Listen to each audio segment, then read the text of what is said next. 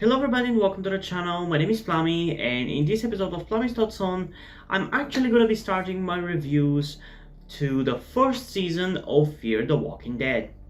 You might have started watching my channel because of my recent reviews of Fear the Walking Dead, World Beyond, and the season 10 finale of The Walking Dead, because I did start doing these kind of reviews much more frequently ever since that.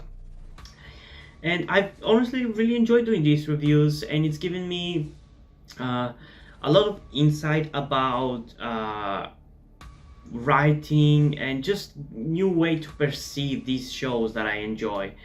And I've thought of doing this kind of series where I review every single episodes of Fear the Walking Dead, The Walking Dead, and other shows that I also have an interest in reviewing like this. But I've never really, it always seemed like too much of a work for not really that much of a benefit, because these videos don't really get that many views. But I honestly really enjoyed doing these reviews in the last few months, so I've decided to now start doing it. And I've done at least one or a couple videos like this before, and specifically I've done a video that covered the first episode and the first season of Fear the Walking Dead as a whole. So there might be some points that I'm gonna be reiterating in this video, and especially because I have a few things that I want to say about the first episode, because I just watched it together with the second episode. But as you can see by the title of this video, I am pretty much gonna be focusing on the second episode of the first season, but I will mention a couple of things of the first episode because I've already reviewed it. It's an older video and it's a little bit of a shitty quality video. Not that this one is that great, but it is a little bit of an older video from earlier in this year, so yeah. So, the few things that I want to reiterate about the first episode, and again, those are definitely things that I've mentioned in my original video, and I even remember some of the points that I made, but I really enjoyed the atmosphere of this episode. Like, a lot of people give a lot of shit for this show for its first season, how it's boring or uninteresting, or the characters are dumb, or other stuff like that.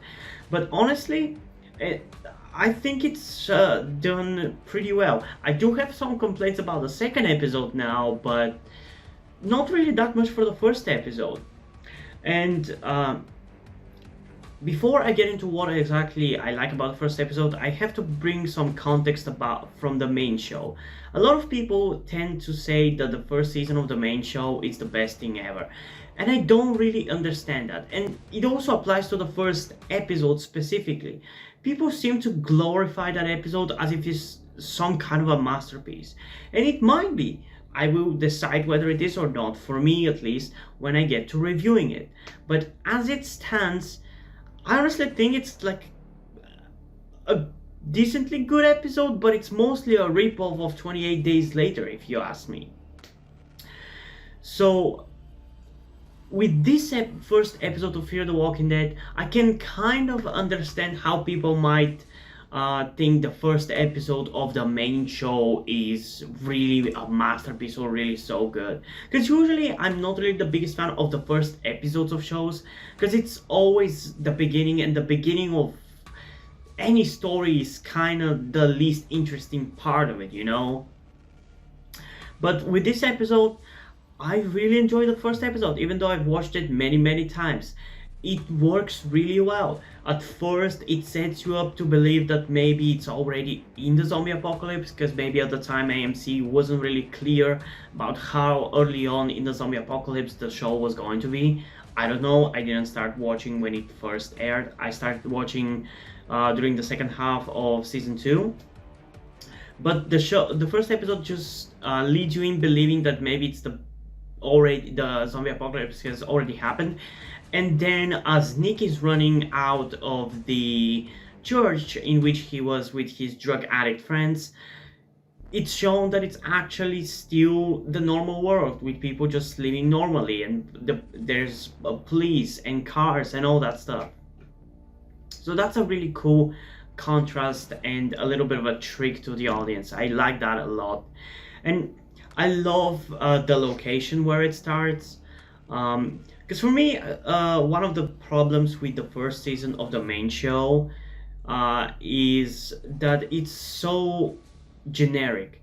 Everything about it, it's so generic. It might also be just the vibe that it's going for is just very, very affected by the location at which it's shot. Like it feels maybe like very American Southerner, like, I don't know, but uh, the vibe and the tone of the first episode of Fear the Walking Dead feels much more internationally appealing, for lack of a better term. So I really like it. But the location of the church is so cool, and it gives it maybe a little bit of a religious tone towards the possibility of a cause to the zombie outbreak, because like they turned in while they were inside a church. Like it's probably not the cause, and I don't really care what the cause is, but it gives it that little bit of a mystique, you know. A couple of other things that I like is how quickly it sets up all the characters and where they go, and the relationships right off the bat seem very genuine and real. I really love how quickly Frank Delane and Alicia Debnam Carey just have such a good chemistry as a brother and a sister right off the bat. I love that. It's so cute seeing them together as brother and a sister, you know. And I love that despite the fact that both Alicia and Nick don't really like Travis that much because he's their stepdad, kind of, still they end up kind of like relying on him a lot, and especially Nick, because when he in the beginning of the episode, after he ended up doing drugs. He found his girlfriend eating, his dead girlfriend, or zombified girlfriend, should I say, eating eating a guy. He afterwards ran out of the church and got hit by a car. And then in the hospital, he wasn't sure whether what he saw was real or whether it was a hallucination because of the drugs. And Travis was the one who actually kind of sided with him and even went to the church to check whether there was anything weird or suspicious, or whether there was actual dead people there who were eating other people, you know. And I just like how even though Nick doesn't like him, he still was there for him and stood up for him. And especially I like the reaction that Nick has towards the possibility of being insane, like saying that he doesn't want to be insane. Like I don't know why, but I just really felt the emotion he was feeling in that scene, and I just really related to it in a way. Because me personally, even though I am undiagnosed and probably will never really go to diagnose it, especially in the country that I live in, my native country, but I most definitely have Asperger, and sometimes that makes me feel like at some point in life I don't know, I will lose control and not be myself. Like, I don't know how to describe it really, but I just have that fear. I don't want to ever lose myself, for lack of a better term. So I kind of relate with Nick with that emotion in a way.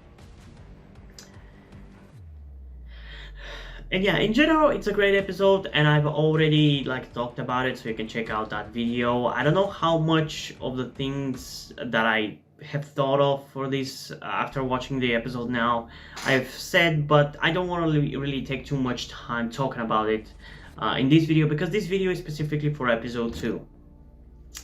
And episode 2, it's worse than I remember, but not really by much. Mostly I feel like it's just kind of like the least interesting episode of the season, because I remember I think episode 4, I remember what episode 5 is about, and I remember what episode 6 is about, and episode 3 is also somewhat interesting, but this one is just like not really that interesting, because in the last episode we basically just get the beginning of the zombie apocalypse, essentially, because at the end of the episode the main characters end up finding out that some shit is going down. And by the way, I just want to point out, why the hell is everything breaking down so quickly? Like, yeah, I get it, it's zombies and it has to kind of break down quickly, but when you consider the stuff that we've gone through in the last year, and yeah, COVID is not the same thing as a zombie virus, but like, you would think stuff will last longer. Electricity is not gonna go out in like a day or two. I don't know, I feel like that is a little bit exaggerated. And as we're talking about this, I also should mention that this episode, episode 2, has gotten surprisingly topical when you look at the contents of it, actually. And it's funny how a lot of people have really, like, the last year has really recontextualized this episode. Even though I still like agreed with a lot of the points that it makes, it's still funny how relevant it has become after what has happened in the last year. Because if you don't know, which, why the hell are you watching this video if you don't, if you haven't seen the episode, you should definitely check it out. But in this episode, part of a little bit of the plot, I guess you could say, I mean, it's not even the plot, it's just something that happens in the episode, is one of the main supporting characters is traveling with a bus somewhere and ends up at a protest against police brutality, because of the outbreak of zombies popping up everywhere, and police, knowing that there's something about them and them being zombies, they are forced to put them down by shooting them in the head. But the general population doesn't know anything about that, so whenever they see somebody shooting down a person, they don't know that they're a zombie, so they just think that they're an innocent person being killed. So that's a very interesting way to spark up a police brutality thing, which, I mean, I know police brutality has been a problem in America for a long time, but still, you would think that this season was done in 2020, not in like 2015 or 2014. Technically, it would have been written. But yeah, it's pretty interesting. And yeah, it's also kind of annoying how the episode exaggerates the rioting against the police brutality instead of the police response to the protest, because as we all have seen, even non-Americans, the way protesters were treated during those protests for George Floyd, police just fucking went nuts. And in the show, I guess they kind of hinted it, because in one of the last scenes, there's like riot police with shields and everything coming in, and some of the main characters have to escape them, to escape the zombies and everything, and the whole shit going down. But they don't really deal with it much, and don't really make out the cops as the bad guys. They make it so they portray it as if the public is misguided. So it does feel a little bit like propaganda, which is a term, you can look it up. But yeah, what else should we talk about this episode? For this episode, there are definitely things that are interesting about it, for sure, and that I kind of relate to and are interesting in context of my personal life for me and of the world as it is right now. But it's just overall not really that interesting in terms of its plot or developments for the characters. And I feel like after the amount of times that I have rewatched it, it's kind of like lost anything that I have had interesting about it. Like I feel like all the mystique or mystery that it might have had, it's kind of lost. Because when I first watched this show, I liked it. I wasn't blown away by it, but I liked it. But on my first rewatch, I really enjoyed it. It was so much better, especially because at the time when I first rewatched it, it was right after the season 3 finale, and we all know what happened after that. So basically, when I rewatched it, it was with the thought that the show is just these 3 seasons. So I have to salvage any moment of these characters that I enjoy.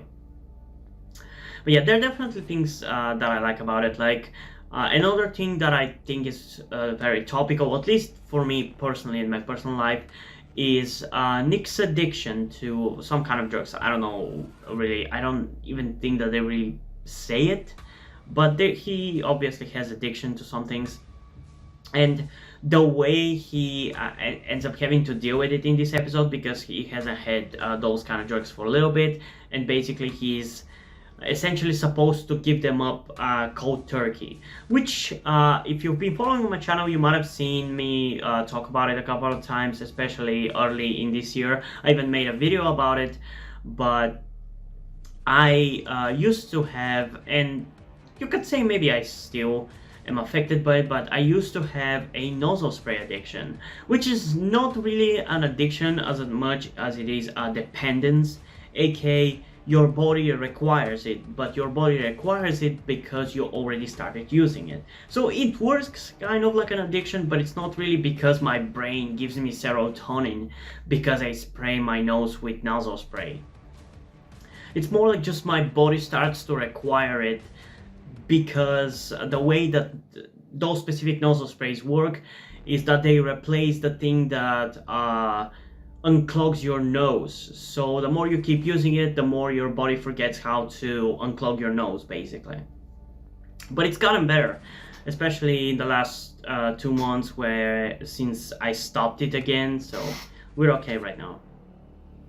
So it's kind of relatable to see him dealing with like giving it up, because the first time I gave it up earlier this year, it was hell on earth. Like it's surprisingly hard to give it up. I mean, if you don't know anything about it, it is surprisingly hard to give it up.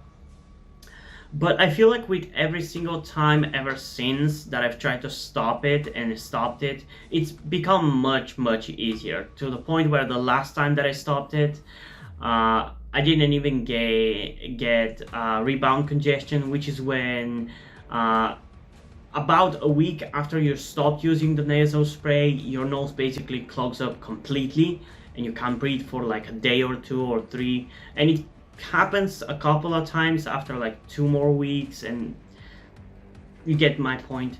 It continues for some time like that, but I haven't had it this time. So yeah, I related to that with Nick, and I've said it before when reviewing the horror movie Astro, which is a really cool horror movie. You should definitely check it out if you're a fan of Frank Delane, who plays Nick in this show. But Frank Delane is such an amazing actor. He really lives into every single role he plays, and I do see similarities between his role in Fear the Walking Dead and Astro. There's the daddy issues, although I would say maybe for Astro it was more of mommy issues kind of thing. But the point is, in both of these fictional worlds, the character is a very troubled one, you know? So he always shows these emotions in such a way. Like, I love him. He's such a good actor.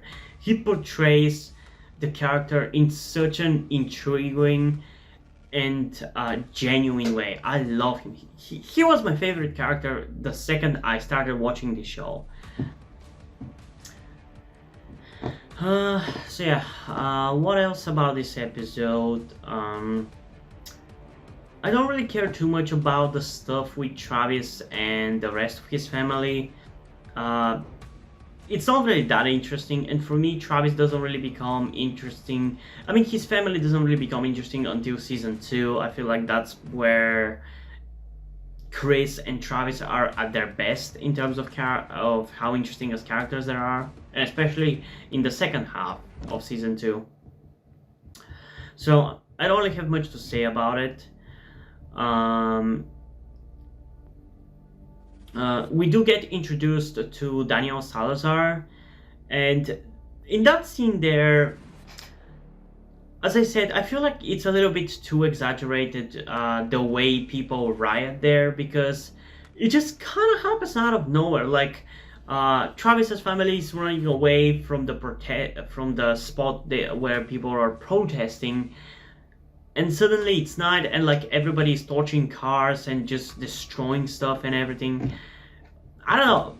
Like, people have complained and made fun of the fact of how exaggerated it has been before. But I always felt like, oh, it's pretty realistic. But considering the protests that we all saw in America uh, last year, it's not. It's not really the same. It's definitely exaggerated, and I feel like they should have also exaggerated the violence from the cops as well. If it was made this year, it probably would have been, but still. But yeah, overall, like, there's not even just that much to talk about in this episode. It's just kind of overshadowed. It's not bad. I still enjoyed it, but I just didn't have as much enjoyment as I had for the first episode. The first episode, right off the bat, had the vibe, the tone, had a lot of cool moments and dialogue. For this one, it's okay, and there are a couple of character moments, like seeing Madison's inability to deal with emotions, and seeing Tobias, by the way, who is such a cool character, and I wish we got him back. But I feel like if they bring him back, especially 7 seasons into the show, not only it's not going to feel the same, it's just gonna be a gimmick. It's gonna be like bringing Morales in the main show. They wouldn't waste that, you know.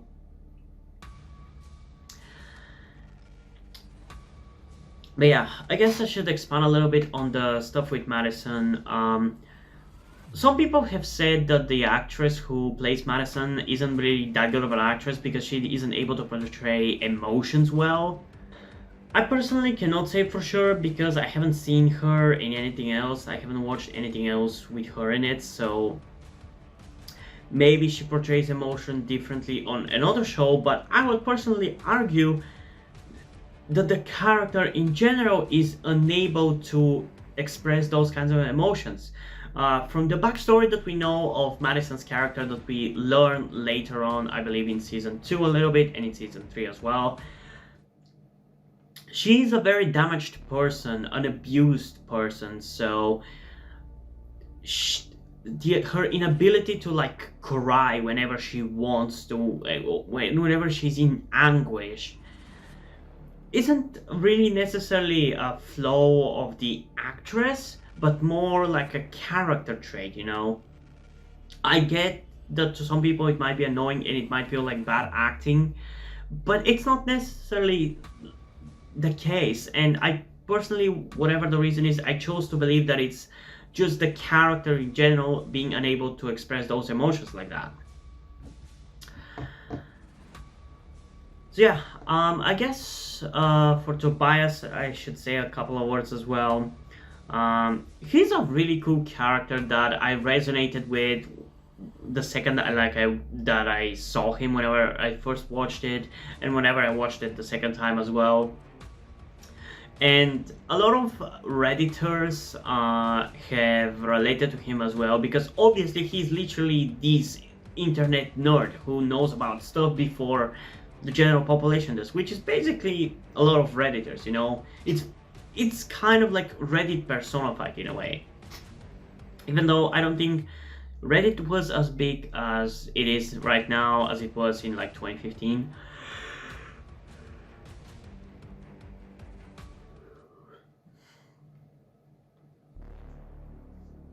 But yeah, it was cool to see, especially in comparison to the main show, this character who already knows shit is going down and that the government is trying to hide it, which is another thing that I have to mention a little bit about.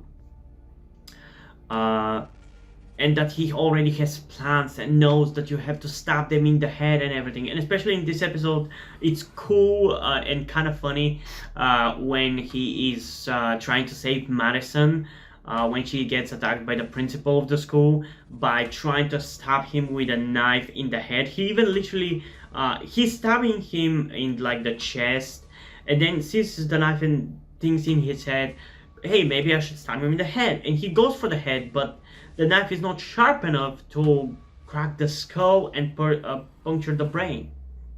So that's a little nice little detail that is a little funny. But yeah, there was one shot in that scene where Tobias was being attacked by the principal of the school after he fails to stab him in the head. And Madison ends up taking out a fire extinguisher to kill the principal with, but and this is so annoying, and I don't understand why The Walking Dead and Fear the Walking Dead do that. But the camera doesn't show the gore. She ends up stomping his head with the fire extinguisher, but we don't see it. Why are you shying away from the gore? Like, that's one of the coolest things about this show, the gore. I love the gore. It just enhances the world and the situation and actions that much more if we see it. I don't know, I feel like it's just right now it's bothering me more than it did when I first watched it. Because I feel like because of how brutal the season 7 of the main show, the season 7 premiere of the main show was, that they ended up toning down the violence and the gore in the following 2 seasons, only kind of bringing it up a little bit in season 9 and 10. And it just left a sore taste in my mouth when they shy away of the gore, because they're either too cheap to do it, or they just don't want to offend people or something like that. Like, the gore is one of the best parts of the show, of these shows and this universe. You shouldn't shy away from it. And what's even more annoying is that close to the literal end of this episode, we get to see a shot of the principal in the school being dead. And his head is not even stomped. Like, she hit him with the fire extinguisher and the sounds made it seem like his head was literally fucking crushed. But apparently it wasn't, and he still somehow died. I don't know. So another thing that I have to quickly talk about is, and that I also already kind of mentioned, is how far things seem to break down. Because in the last episode, we have Nick, the main character, end up killing somebody in self-defense and then running them over with a car because he, as a zombie, is trying to attack them. And from that point, it's just like escalating from 1 to 11. Like, shit goes down very quickly. And even the character of Tobias says that when the world ends, it ends fast. And I kind of like the sentiment of it, but I don't really see it happening, especially considering the pandemic last year that has given us a perspective of things, you know? Because it's been a pretty big shit show everywhere, but things haven't fallen apart that fast. And yeah, it's probably because it's not really as bad as a zombie apocalypse, but I don't know, seeing it literally fall apart in like 2 days, it's a little bit too unbelievable. And yeah, we know some details about that it's been for it's been around for a little while, but I don't know, like, it's pretty convenient or maybe annoying that the writers speak to write a story about specifically the moment where the scale tips over to the zombie apocalypse, you know? It's like we could have seen the time where these zombies were just like stories on the news, and we kind of get that in this episode. And I occasionally just look in the background to see whether there's gonna be a shuffling zombie somewhere, and I'm sure that they are some. I'm pretty sure I remember seeing at least one and being very recognizably that it is meant to be a walker in the background. But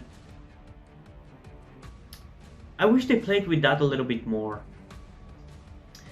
And another thing that I liked about this episode, and that the character of Nick points out, is how nobody's talking about it. Like, I don't really understand why the government would be hiding it. And again, I'm citing the experience that we've all been through in the last year. I don't think any government hit COVID-19. They denied it. A lot of them denied it and still do. But nobody really hit it. Maybe China for a little bit, but nobody else did really.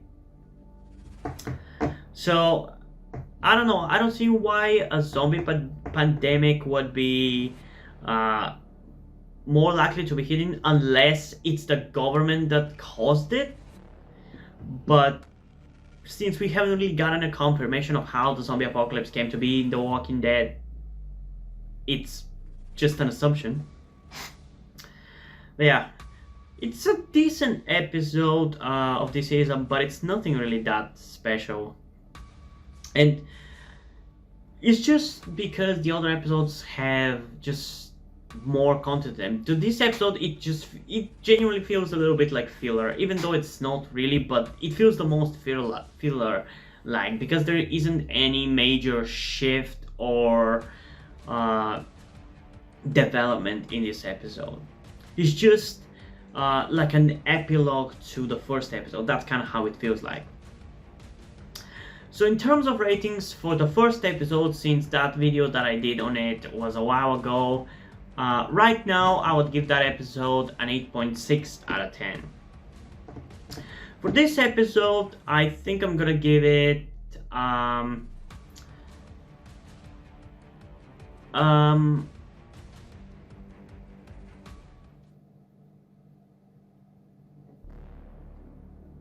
8.2, I would say. An